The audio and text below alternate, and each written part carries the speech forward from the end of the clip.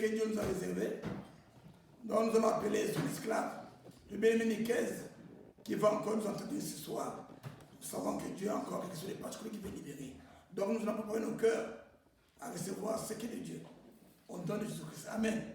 Amen. En votre encore, nous allons recevoir notre bien-aimé Nicaise. Amen. Amen, amen. Gloire à Dieu. Que Dieu bénisse. Amen. Que l'onction coule encore. Amen, amen. On va d'abord se confier au Seigneur. Bonsoir, bonsoir. Amen. Amen. Seigneur notre Dieu, Seigneur notre Père, nous bénissons ton Saint-Nom, toi qui es le Dieu de gloire, l'Éternel des armées, le Créateur du ciel et de la terre, celui qui gouverne nos vies, celui qui nous parle et nous instruit, Seigneur, s'approche de toi. Nous sommes venus encore, Seigneur, comme d'habitude, se confier en ton autorité afin que tu viennes nous parler, Seigneur. Saint-Esprit, prends le commandement, le contrôle, Seigneur. Parle-nous encore ce soir, agis au nom du Seigneur Jésus. Nous te bénissons, nous te rendons gloire au nom de Jésus-Christ. Amen. Amen.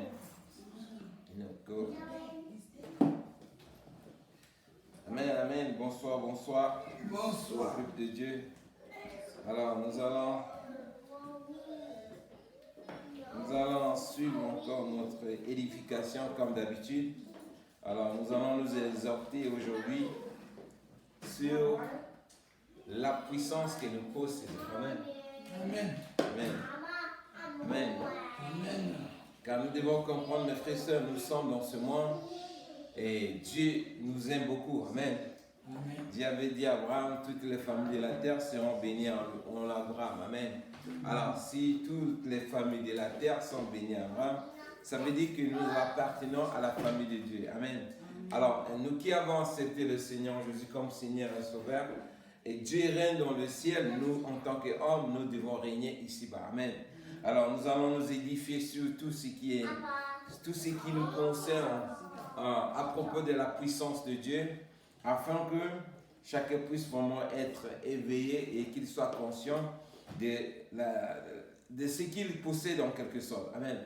Alors, on pourra intituler cette parole de ce soir, la parole de ce soir, la puissance de Dieu en nous. Amen. Amen. Si la puissance de Dieu est en nous, ça veut dire que nous devons exercer cette puissance. Alors, cette puissance que nous possédons, ça nous permet désormais de connaître qui nous sommes lorsque nous prions. Amen. Alors, lorsque nous ouvrons la bouche, nous devons voir, c'est-à-dire, on doit connaître exactement ce qui se passe dans le spirituel. Car lorsque nous voyons beaucoup de pays aujourd'hui qui sont vraiment puissants, ce n'est pas parce qu'ils se sont levés comme ça. C'est parce qu'ils ont montré leur puissance. Et lorsqu'on a vu leur puissance, par exemple les États-Unis, quand on voit l'armée américaine, lorsqu'ils descendent quelque part, les dégâts que ça impacte, c'est ça qui fait que les gens respectent les États-Unis. Amen. Alors, à nos jours, en tant que chrétiens, mes frères et sœurs, nous devons vraiment exercer cette puissance que Dieu nous a donnée ici afin que nous soyons vraiment respectés lorsque nous venons et lorsque les démons et une puissance des ténèbres à côté, quand tu nous vois vraiment, ils sachent qu'à lui là, c'est un enfant de Dieu et un descendant d'Abraham. Amen. Alors, notre texte de ce soir est sur le livre d'Éphésiens chapitre 1 à 23. Nous lisons d'habitude ce passage, mais Dieu a voulu que nous revenons là-dessus. Amen. Alors, nous allons repartager ça encore pour faire un moment et nous édifier encore davantage et que chacun vraiment puisse tirer profit de ce qu'il va écouter encore ce soir. Éphésiens chapitre 1, le verset 15 à 23. Non, verset 16 plutôt. Verset 16 à 23. Amen. On va y aller. Lisons la parole de Dieu dans Éphésiens 1, le verset 16 à 23. Au nom de la maison. Je ne cesse de rendre grâce pour vous, faisant mention de vous dans mes prières, afin que le Dieu de notre Seigneur Jésus-Christ, le Père de gloire, vous donne un esprit de sagesse et de révélation dans sa connaissance, et qu'il illumine les yeux de votre cœur pour vous sachiez quelle est l'expérience qui s'attache à son appel, quelle est la richesse de la gloire de son héritage qu'il réserve aux saints, et quelle est envers nous qui croyons infinie grandeur de sa puissance, se manifestant avec efficacité par la vertu de sa force. Il l'a déployée en Christ, en la ressuscitant des morts et en le faisant asseoir à sa droite dans les lieux célestes, au-dessus de toute domination, de toute autorité, de toute puissance, de toute dignité et de tout nom qui se peut nommer, non seulement dans le siècle présent, mais encore dans le siècle à venir. Il a tout mis sous ses pieds et il a donné pour chef suprême à l'Église, et qui est son corps, la plénitude de celui qui remplit tout en tous. Amen. Amen. Amen. Oui, mes frères et sœurs, cette parole attire notre attention à nous. Ici, nous voyons l'apôtre Paul qui intercédait. Il s'adressait à l'église d'Éphèse et des Colossiens et Laodicée. Et si ces trois églises-là faisaient référence en commun, c'est-à-dire leur foi était carrément s'accordait en quelque sorte. Vous voyez, donc ici, l'apôtre Paul était en train d'intercéder, de voir comment les gens étaient ignorants de la réalité de ce qu'ils étaient en quelque sorte. Amen. Et dans ces prières, continuez à prier Dieu, vraiment Dieu ouvre les yeux de ce peuple-là pour qu'ils sachent qui ils sont. Hein? Aujourd'hui, ces trois églises-là, ces païens et disons, ces fidèles-là ne sont plus, c'est nous qui sommes ici. Nous devons comprendre que cette prière-là s'adresse à nous également. Pourquoi? Parce que l'apôtre Paul, c'est notre apôtre. Dieu a choisi l'apôtre Paul pour nous qui sommes les non-juifs, c'est-à-dire qui sont issus de l'école de Christ lointaine en quelque sorte. Amen. Or, la tâche de l'apôtre Paul, c'était pour nous édifier, nous éclairer, afin que chacun puisse comprendre qui est Dieu. C'est-à-dire, après avoir donné ta vie au Seigneur, et il est en train d'intercéder afin que la bonne nouvelle que nous avons reçue, que chacun vraiment saisisse cela et qu'il comprenne qu'il est désormais. Amen. Alors ici, dans sa lettre qu'il a envoyée à ces trois églises, et il avait demandé à ce qu'on partage cette lettre-là, ces trois églises-là, pour qu'ils sachent qu'ils sont en quelque sorte. Amen. Or, à nos jours également, mes frères et sœurs, nous ne sommes pas chrétiens au hasard. Nous ne sommes pas seulement chrétiens pour venir s'asseoir à l'église. Nous ne devons pas s'arrêter qu'à ce stade. Parce que être chrétien, mes frères et sœurs, c'est une puissance. Ça veut dire, comme je l'ai dit au début, Dieu règne dans le ciel. Nous sommes ici-bas. Regardez bien vers le verset 22. Il dit quoi? Le Seigneur Jésus a dominé toutes ces puissances-là. Il les a maîtrisées. Il a mis toutes ces forteresses-là sous ses pieds. Et nous confie maintenant l'autorité de régner sur ces puissances-là. Amen. Mais nous, en tant que chrétiens, nous sommes en train de se lamenter, nous sommes en train de crier. Alors que, si, en quelque sorte, si on avait compris vraiment le langage que nous avons reçu dans l'évangile, en comprenant que nous ne sommes plus ce qu'on était hier, et que désormais, nous appartenons à la famille de Dieu, et si Dieu est en nous, et que nous possédons ce que Jésus-Christ avait, et que ça y est en nous, nous devons voir les choses d'une autre manière. Pourquoi? Parce que le Seigneur nous a appelés à dominer, à régner dans ce monde, comme il a dit. Mais, selon l'intercession que Paul avait dit, du verset 16 à 17, 18, où il dit: je ne cesse de rendre grâce pour vous, faisant mention de vous dans mes prières, afin que Dieu de notre Seigneur Jésus-Christ, le Père de gloire, vous donne un esprit de sagesse et de révélation dans sa connaissance, et qu'il illumine les yeux de votre cœur, pour que vous sachiez quelle est l'espérance qui s'attache à son appel, et quelle est la richesse de gloire de son héritage qui est réservé aux saints. Amen. Qu'est-ce qu'il veut dire par ça? Amen. Or, mes frères et sœurs, être chrétien, c'est pas par la bouche ou bien tu confesses Jésus-Christ, tu t'arrêtes là. C'est-à-dire quand tu vois bien, ça veut dire qu'au-delà de cela, il y a encore de plus grandes choses qui sont réservées, qui nous sont attachées à notre confession en Jésus-Christ. C'est ce qu'il voulait dire par là. Pourquoi? Parce que les Écritures, quand tu vois par exemple dans le livre de Jérémie, Apocalypse, Éphésiens plutôt, excusez-moi, je ne sais pas. Ésaïe chapitre 11, le verset 2. Si le Seigneur, qui est en nous, écoutez bien, si le Seigneur, qui est en nous, parce que comme il dit, celui qui est en Christ, il devient une nouvelle créature, ce n'est plus lui qui vit, mais c'est Christ qui vit en lui. Or, si Christ est en nous, qu'est-ce qui était en Christ d'abord? Oui, vous devez comprendre ça. Si nous voyons toutes les facultés que Jésus-Christ avait, et que c'est ce Jésus-là qui est en nous, nous devons comprendre, voir les choses d'une autre manière. Regardez bien ce que ce texte nous dit dans le livre d'Ésaïe, chapitre 11, le verset 2. Ou bien, le 1 à 2. Il dit ceci. Puis un rameau sortira du tronc d'Ésaü, et un rejeton naîtra de ses racines.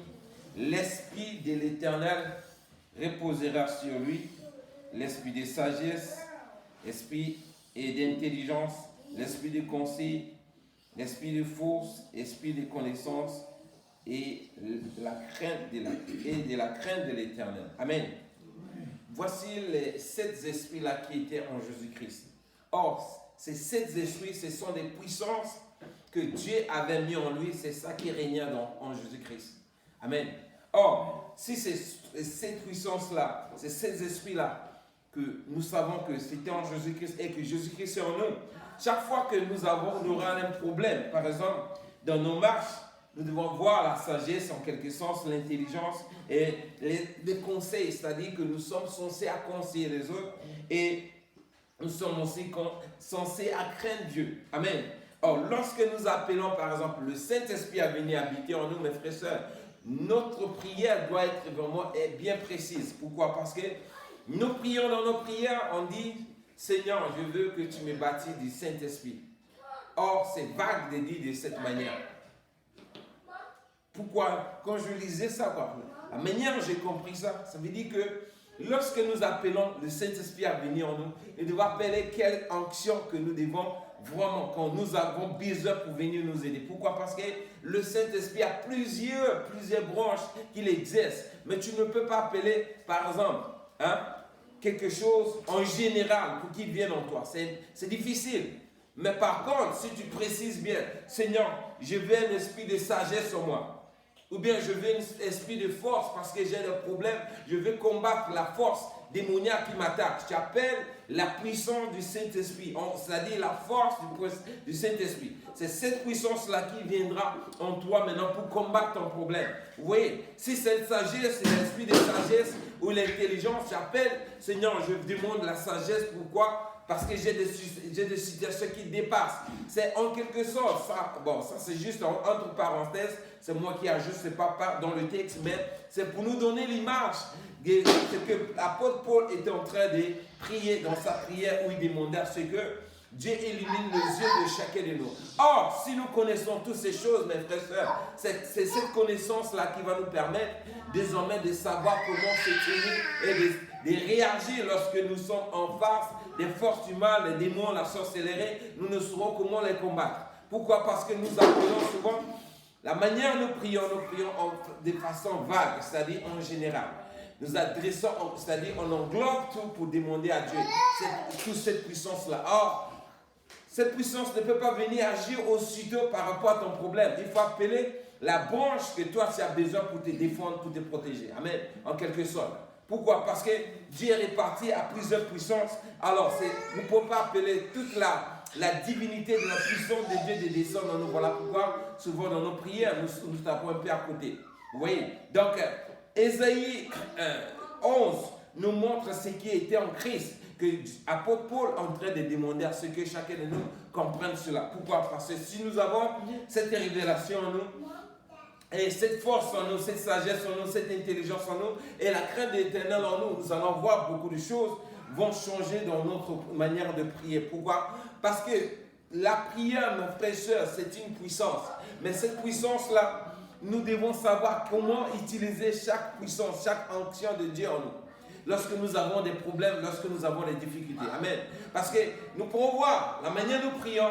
Du 1er au 30, on appelle le Seigneur, viens me délivrer, viens me délivrer, viens me délivrer, viens me délivrer. Tu vois, c'est trop vague de dire de cette manière. Mais quand tu as un problème par rapport à la situation que tu es en train de traverser, tu appelles l'onction qui concerne ton problème. C'est-à-dire si c'est la force, si c'est la sagesse, si c'est l'intelligence, ou bien si c'est chercher à craindre Dieu, tu appelles l'esprit pour des craintes de l'éternel. Pourquoi? Parce qu'il y a les sept différents esprits qui travaillent d'une manière et d'une autre dans nos vies. Amen.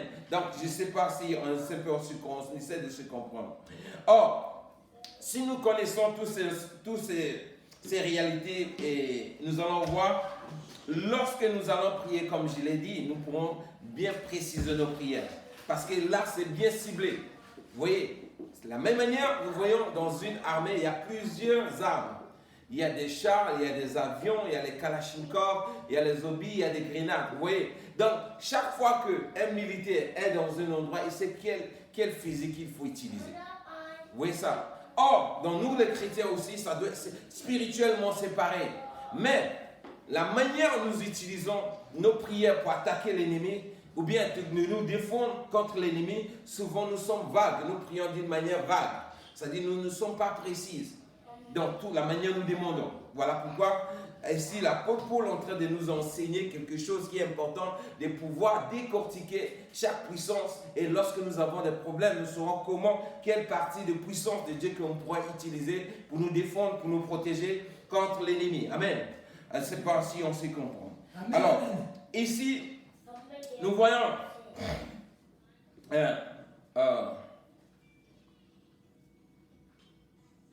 l'apôtre Paul, j'ai dit, excusez-moi, on a vu, où est-ce que j'étais? Dans le verset 18, il dit quoi? Et qu'il illumine les yeux de votre cœur pour que vous sachiez quelle est l'espérance qui est attachée à son appel et quelle est la richesse de sa gloire et l'héritage qu'il est réservé aux saints. Amen. Or, quand nous voyons cet héritage-là, comment Dieu a dû utiliser l'apôtre Paul pour qu'il puisse vraiment être celui qui va intercéder pour nous qui sommes non-juifs. Écoutez bien comment l'apôtre Paul a été choisi et le mandat que Jésus-Christ l'avait assigné. Amen. Regardez bien Actes des Apôtres, chapitre 28, le verset 12 à 18. Actes des Apôtres. Regardez comment Dieu l'avait choisi. Après avoir rencontré le Seigneur, et quand il a été choisi par Dieu, Jésus-Christ, et regardez bien ce que la parole que Jésus-Christ lui avait dit à propos de nous autres. Amen. Actes des Apôtres, chapitre 26, le verset 12 à 18.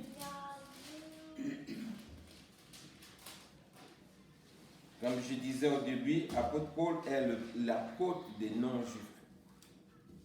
Regardez bien la précision que Actes des Apôtres 26 nous donne, nous éclaircit également.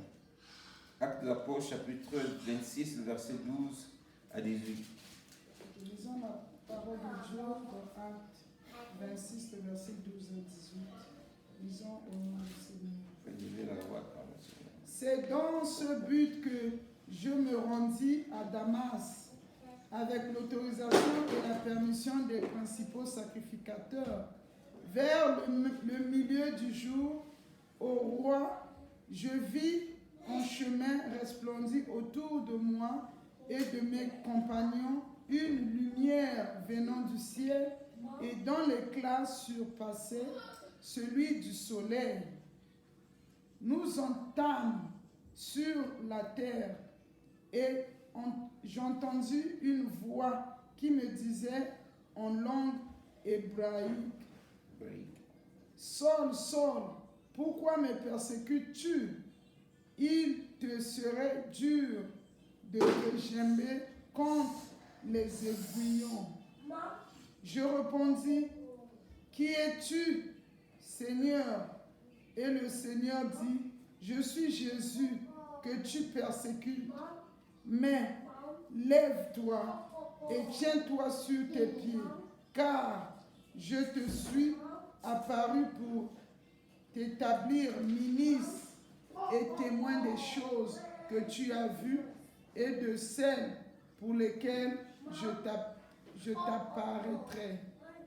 Je t'ai choisi du milieu de ce peuple et du milieu des païens vers qui je t'envoie, afin que tu leur ouvres les yeux pour qu'ils passent des ténèbres à la lumière et de la puissance de Satan à Dieu, pour qu'ils reçoivent par la foi en moi le pardon des péchés et l'héritage avec les sanctifiés.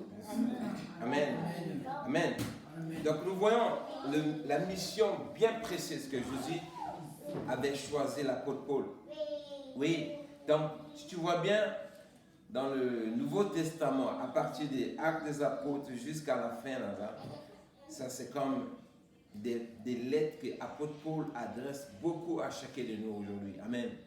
Or, nous entendons souvent les gens qui disent la christianité n'est pas pour les non-juifs, pour nous les païens. Ça, c'était la religion des païens. Mais ici, Dieu est en train de préciser bien comment nous sommes rentrés dans cette promesse. Mais nous voyons pourquoi, l'autre côté, l'apôtre Paul était en train d'intercéder pour nous. Parce que c'est la mission que Dieu lui a signée pour qu'il vienne nous éclairer, que nous sortons vraiment disons, du flou ou du chaos, ou bien des ténèbres là où nous étions hier, où nous étions ignorants des choses spirituelles, des choses de Dieu, de la vie céleste. Et désormais, nous devons les connaître.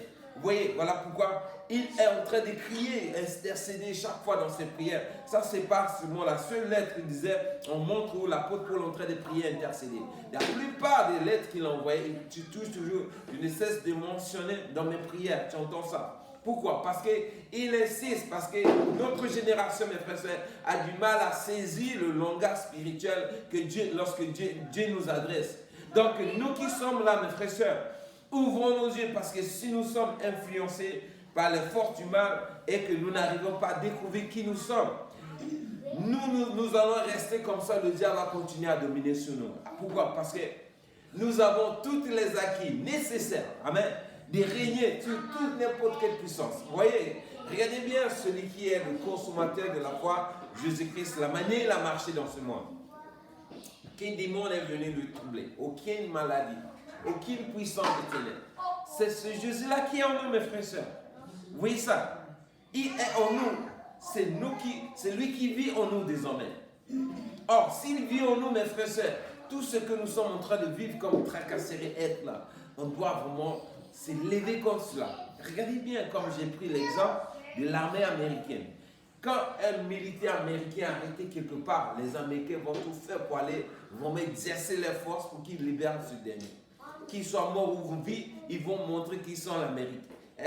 Ils ont une puissance qui domine dans ce monde. Nous avons une puissance qui domine au-delà de toutes les armées terrestres que nous voyons. Or, cette armée que Dieu nous a confiée, la tâche, elle est dirigée par une armée céleste qu'on appelle les anges qui sont à notre service pour combattre n'importe quelle situation de nos vies. Or, nous sommes comme si on n'était pas vraiment choisis par Dieu. Vous voyez, la manière dont nous nous comportons, la manière dont nous vivons dans ce monde, la manière dont nous menons notre vie chrétienne, c'est comme si Dieu avait limité cette force-là que pour lui-même, et nous pouvons, c'est-à-dire pour nous défendre, nous allons solliciter sa grâce, sa faveur pour qu'il vienne. Alors qu'il dit, cette force-là qu'il a démontrée dans ce monde, c'est pour nous, ça habite en nous.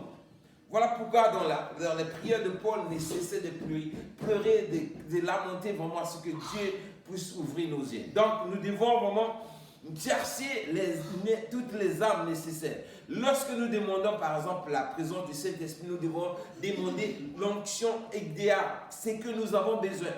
On l'a appelé, je veux le Saint-Esprit. Le Saint-Esprit a plusieurs branches.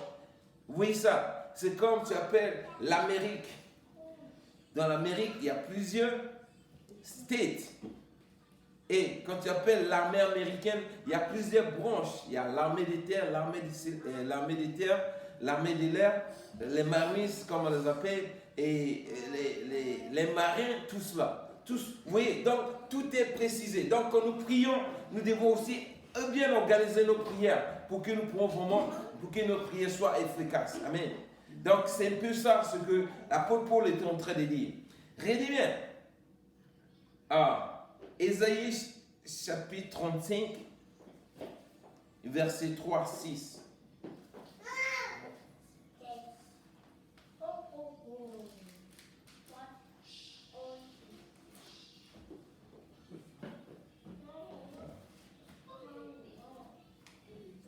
Ésaïe chapitre 35, verset 3 à 6. Dans la parole de Dieu dans Ésaïe 35, le verset 3 à 6, lisons au nom du Seigneur Jésus-Christ. Fortifiez les mains languissantes et affermissez les genoux qui chancellent. Dites à ceux qui ont le cœur troublé, prenez courage, ne craignez point. Voici votre Dieu, la vengeance viendra, la rétribution de Dieu. Il viendra lui-même et vous sauvera.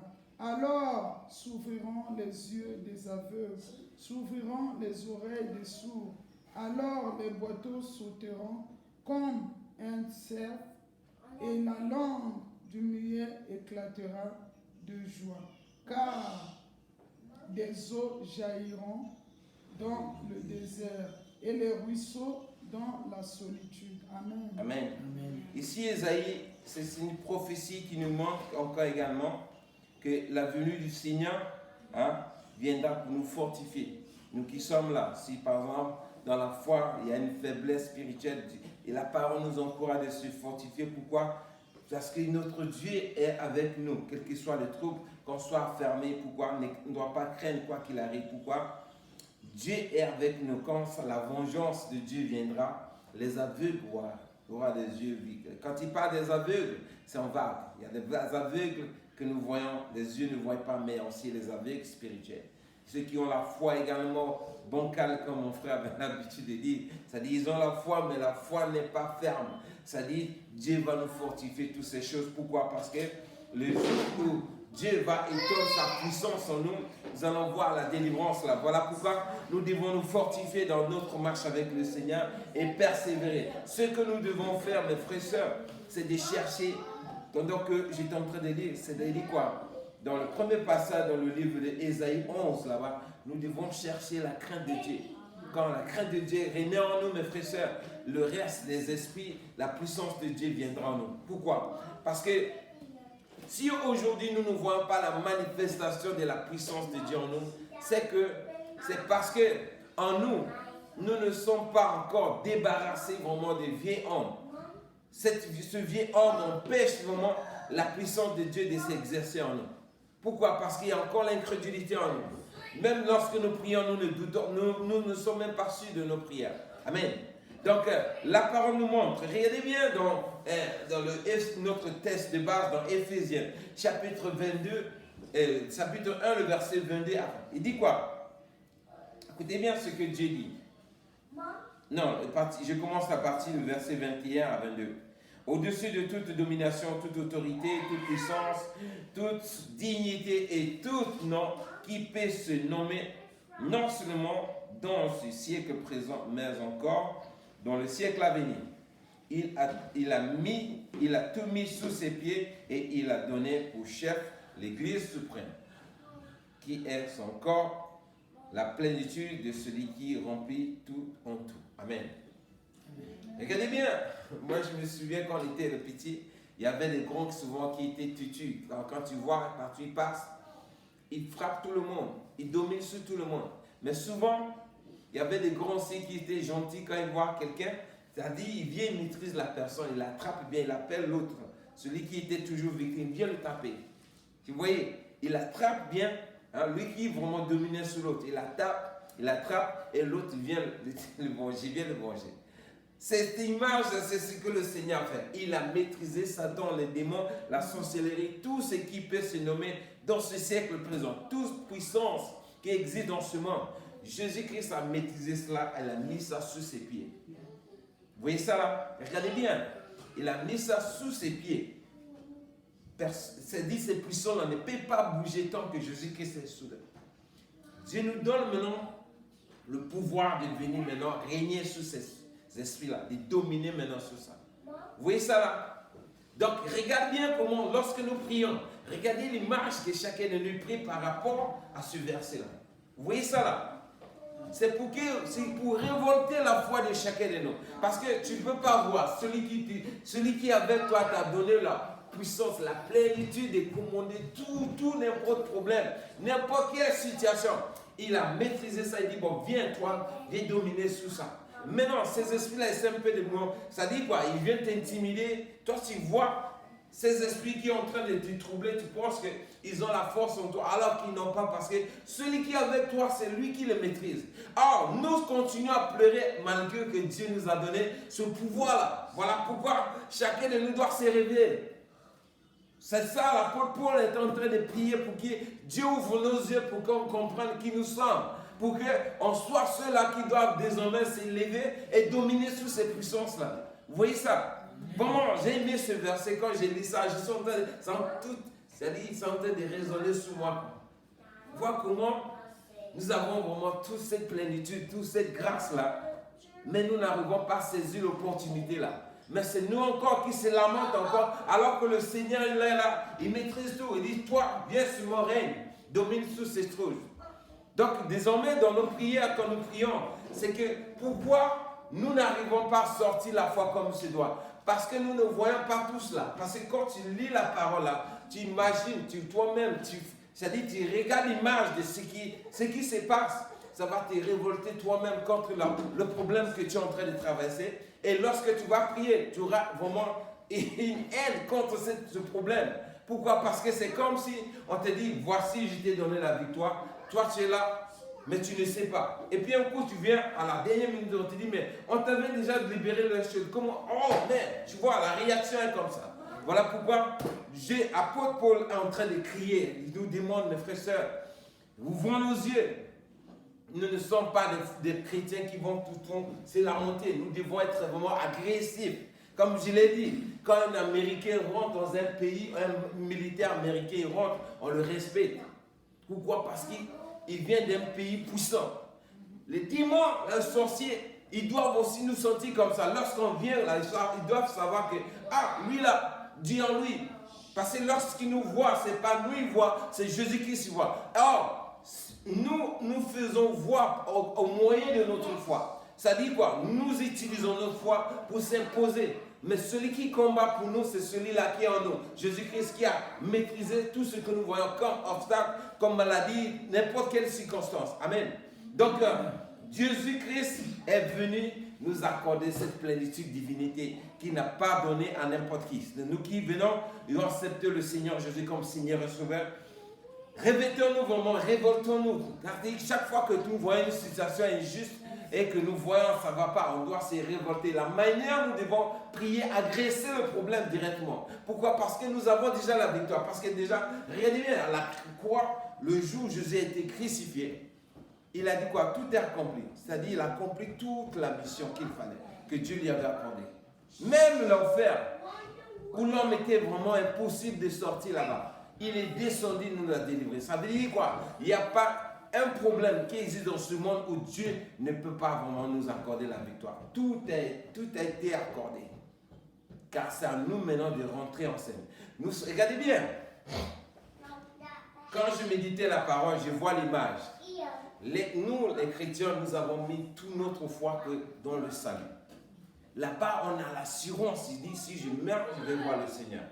Mais les autres bénédictions, l'assurance que nous avons dans nos saluts n'est pas dans la victoire, c'est-à-dire dans nos prières.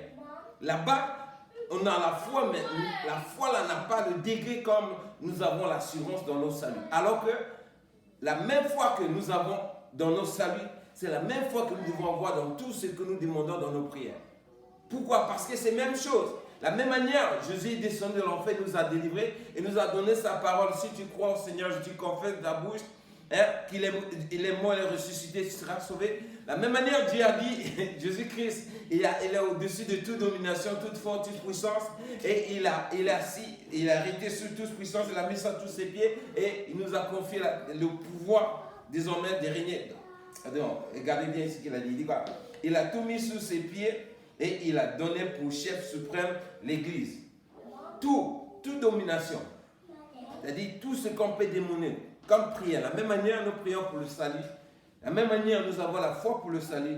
La même manière que lorsque nous sommes malades, ou bien nous avons un problème, c'est-à-dire la même manière que nous déclenchons la foi là d'être, c'est-à-dire catégorique, c'est-à-dire cette assurance que nous avons de l'autre côté, elle doit aussi être dans tout le reste de nos prières. Pourquoi? Parce que là, nous ne doutons pas. Mais lorsque nous prions pour nos problèmes, il y a un peu de suspense parce que c'est-à-dire nous ne sommes pas vraiment sûrs et certains si Dieu va nous exaucer.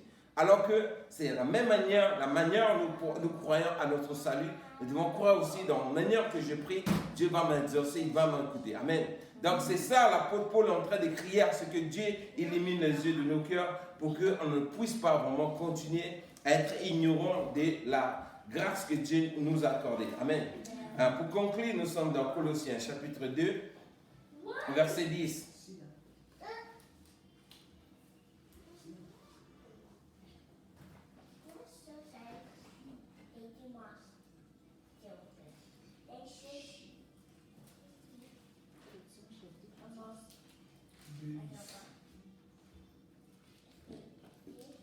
Hébreux chapitre, voilà, verset 9 à 10, bon. Pensez à partir du 9. Dans Colossiens 2, le verset 9 à 10. Yeah. Lisons la parole de Dieu dans Colossiens 2, le verset 9 à 10. Lisons au nom de l'Éternel des hommes. Car en lui habite corporellement toute la plénitude de la divinité. Vous avez tout pleinement en lui, qui est le chef de toute domination et de toute autorité. Amen. Nous avons tout pleinement en lui. Tout. Il n'a pas dit seulement le salut ou bien quelques bénédictions. Tout. Qui, lui, corporellement, ça veut dire dans le corps. Nous avons dans nos corps tout ce qui est en Jésus-Christ en nous. Tout cela est en nous également. Puis il est le chef de toute domination. Donc, désormais, mes frères et sœurs, nous devons avoir l'assurance. La manière dont nous prions, on ne doit même pas douter de quelque chose. Amen. On doit être sûr. Je me souviens, regardez bien, un jour, j'ai marché en route. Quand j'étais à Abidjan, j'ai vu les calebasses, ils ont mis les calebasses, les trucs, et puis ils ont mis les sacrifices. Je suis venu comme ça. J'ai dégagé ça comme un ballon de foot. Il dit au nom de Jésus. Ça dit, les gens me regardaient et disent, mais lui, il n'a pas peur ou quoi? Vous voyez pourquoi je fais ça? Parce que j'avais l'assurance quand j'ai dit au nom de Jésus. Les fétiches là, ça ne va rien me faire. C'est cette assurance-là que chacun va avoir. C'est-à-dire quand un problème surgit devant toi, tu dois réagir spontanément pour châtier le problème. Si c'est un démon qui est derrière, ou bien quelqu'un qui a été envoyé quelque part, la manière dont tu réagis avec une foi violente, ça va répliquer aussitôt. Parce qu'il n'y a pas de doute. Vous voyez? Mais si nous ne croyons pas nous-mêmes, c'est difficile. Le diable va toujours dire, il est ignorant, je vais continuer à le blaguer. Pendant ce temps, Jésus nous a accordé la victoire, on est là, on est en train d'attendre. Il nous attend, c'est qu'on règne, mais nous sommes là, jusqu'à ce qu'on quitte ce monde. Après, peut-être, tu vas voir, quand tu vas quitter ce monde, mais Dieu dit, mais je t'ai donné tout ça, pourquoi? Mais je ne me suis pas réjoui de tout ce que Dieu m'avait donné. Amen. Donc, nous devons régner, exercer la puissance de Dieu en nous. Pourquoi? Parce qu'un enfant de Dieu, il ne se voit plus ce qu'il était hier. Donc, la sœur avait bien un témoignage. Un jour, elle est partie dans son village. Il y avait des sorciers. On dit, on ne fait pas ça, mais elle faisait. Pourquoi? Parce qu'elle avait l'assurance avec celui qui est en elle. Hein? C'est qu'elle est en Jésus-Christ, quel que soit ce que les sorciers, les chefs du village, les traditions, tout ce qu'ils pourront faire, ils ne vont rien le faire.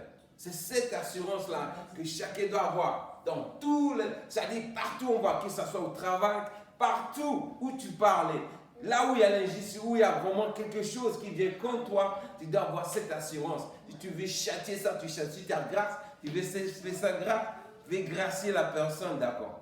Il dit, bon, à cause de l'amour de Dieu, j'ai pris à ce que Dieu ne le châtie pas. Mais sinon, si tu veux venger ça, tu ouvres la bouche, hein, tu frappes ça aussitôt. Tu déclenches les paroles, parler avec le fait. De la même manière, Jésus a maudit le figuier aussitôt, le figuier a été brûlé. C'est ça, c'est cette puissance-là qui est en nous. C'est juste pour avoir l'image. Quand nous ouvrons nos bouches et on nous dénonce, nous déclarons des paroles, hein, si nous sommes sûrs de ce que nous déclarons, c'est ce qui va arriver. Amen. Ce sont les images que Jésus nous a montrées, ce que la foi peut produire. Amen. Donc, mes frères et sœurs, Dieu nous a dotés de tout. Et que ça nous maintenant d'aller régner dans ce monde. N'importe quelle situation. Si nous comprenons cela, mes frères et sœurs, Dieu va se glorifier dans beaucoup de choses. Parce que la foi a plusieurs degrés. Quand tu viens nouvellement en tant que Christ, il y a la nourriture qu'on te donne. Mais au fur et à mesure, tu continues à marcher dans le Seigneur, la foi grandit, tu n'es plus bébé. C'est-à-dire, tu as tel stade où tu comprends tout. Désormais, tu dois te réjouir de ta foi dans tout ce que tu fais. Pourquoi? Parce que rien n'est impossible à celui qui croit comme la parole de Dieu le dit. Amen. Donc, c'était juste pour nous exhorter ce soir afin que chacun vraiment réclame ce qui lui est dû dans sa foi et que Dieu puisse se glorifier dans tout ce que nous sommes en train de faire dans ce monde. Amen. Parce que trop c'est trop, on doit s'élever. Amen. Que vraiment, je vais prier et puis on va continuer. Seigneur notre Dieu, Seigneur notre Père, je bénis encore ce soir ta parole, Seigneur, que tu nous annonces ce soir. Merci pour nous avoir sensibilisés en ce qui concerne, mon Dieu, mon roi, notre foi, Seigneur, mon Dieu. Nous avons l'assurance encore, Père, que ce soir, cette parole va encore nous éclairer et nous allons commencer à agir, Seigneur, mon Dieu, comme il se doit, parce que tu es avec nous. Merci encore, Père, pour tout ce que tu nous as enseigné ce soir. Je prie pour mon frère, je prie pour ma soeur, Seigneur. Visite ceux qui, mon Dieu, mon roi, ont les pieds languissants, ceux qui ont les genoux, mon Dieu, affaiblis. Alors fortifie mon frère, ma soeur, Seigneur, mon Dieu. Donne la force de continuer dans la foi. Nous savons que tu es avec nous. Merci encore, Seigneur, pour tout ce que tu vas encore faire pour ton Église. Au nom de Jésus-Christ, Amen. Amen. Amen.